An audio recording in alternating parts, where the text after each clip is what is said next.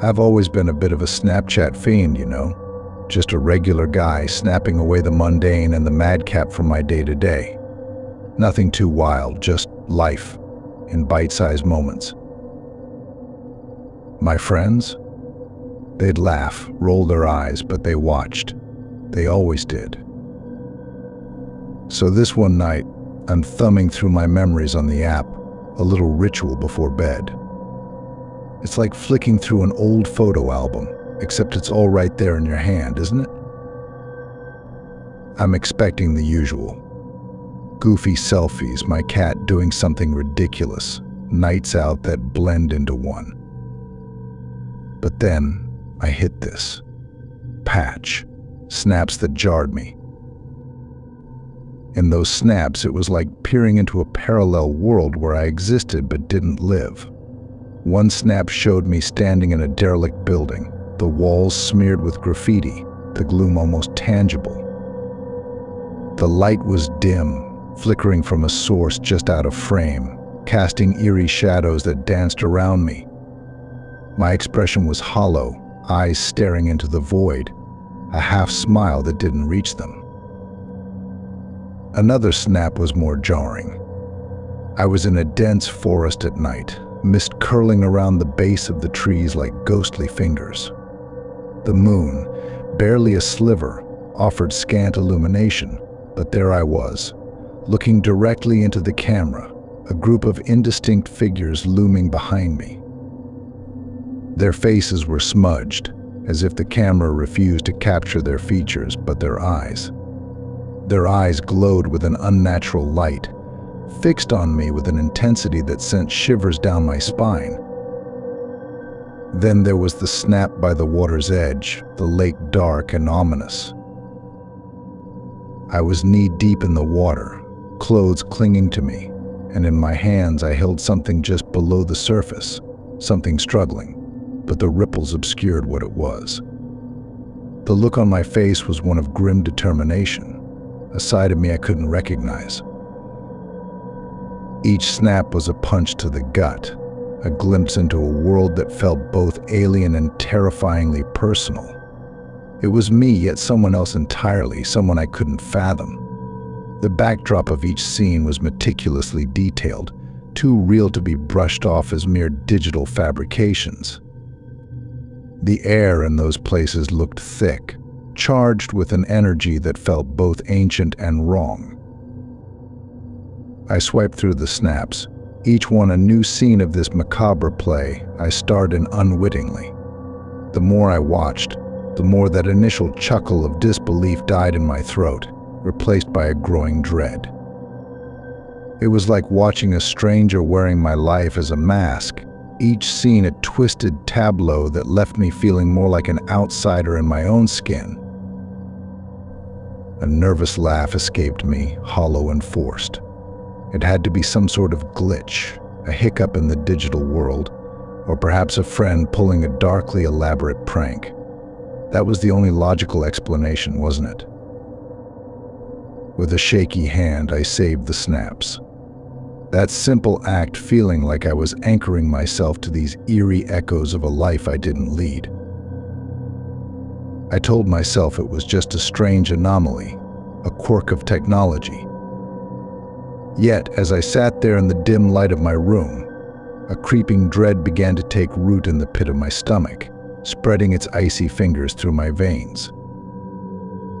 The next morning, I woke up with the residue of the night's unease clinging to me like a second skin.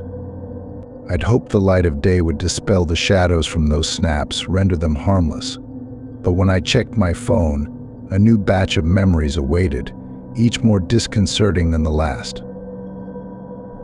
One snap showed me wandering through an abandoned asylum, its halls choked with the decay of neglect. The peeling paint and rusted fixtures seemed to whisper of despair long past. My face was a mask of fear, eyes wide, darting to the shadows that seemed to clutch at my sides. Another was set in an underground tunnel, water dripping from the ceiling, the only light from a flickering bulb far behind me. I was running, the snap capturing the blur of my desperate sprint. the terror palpable even through the screen. With each new snap, the line between my waking life and these nightmarish vignettes grew thinner. Sleep brought no respite. My dreams were vivid reenactments of the snaps, filled with the same cold dread and foreboding. I'd wake up gasping, the chill of unseen corridors still clinging to my skin, the echo of distant footsteps fading in my ears. It felt like the snaps were seeping into my reality, blurring the edges of my world with their dark whispers. I tried to talk about it, to share the burden of these haunting images. But my friends, they couldn't see past the surface. Too much late-night horror flicks, mate, they'd jest. Or your phone's got a wicked virus, that's all. Their laughter, meant to be comforting, only deepened the chasm of my isolation. The more I tried to explain, the more I saw that look in their eyes, the one that questioned not the snaps but my sanity, so I stopped trying. I kept the growing horror to myself, a silent sentinel watching as the boundary between my life and the one captured in those snaps became ever more indistinct. Then it came. The snap that pushed me over the edge. It was just me, or at least it looked like me, but twisted by fear into something barely recognizable.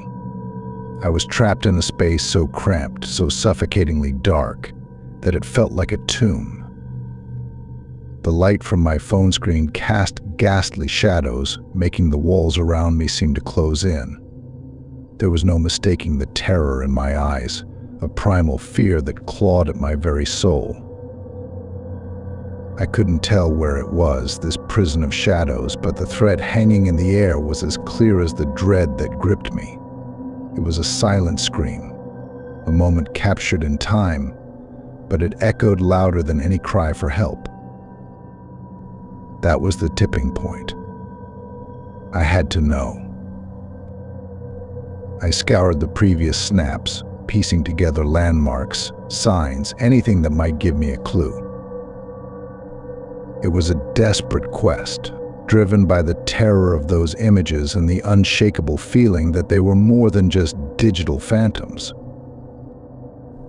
My search led me down forgotten paths, into the heart of the city's abandoned underbelly, and through the remnants of places best left to the past.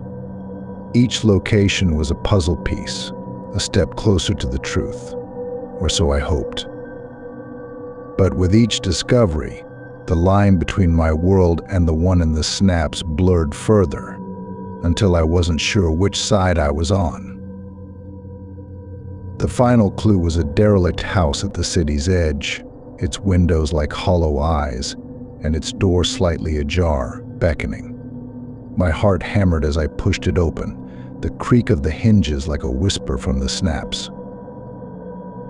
I explored the decaying rooms, each step a mimic of the snaps, until I found it.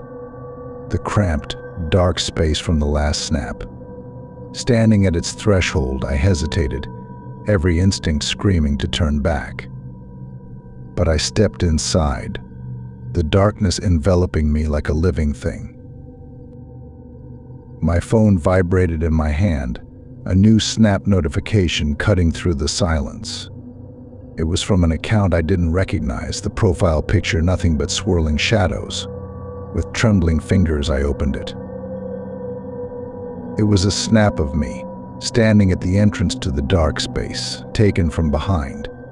But in the corner of the frame, just within the shadows, was the outline of a figure, its features indistinct, yet undeniably there, watching. The phone slipped from my numb fingers, the screen cracking as it hit the floor, the snap still displayed. In that heavy silence, my reality shattered into fragments. The darkness wasn't just an absence of light anymore, it felt alive, pulsing with an unseen menace. A part of me wanted to close my eyes to shut it all out, but another part was eerily resigned, almost accepting. So this is how it ends, I thought, a strange calm settling over me amidst the chaos. The whispers in the shadows didn't need to be understood. They were a language of fear, and their message was clear. It was a realization that chilled me to the core, yet in a way, it also brought a twisted sense of closure.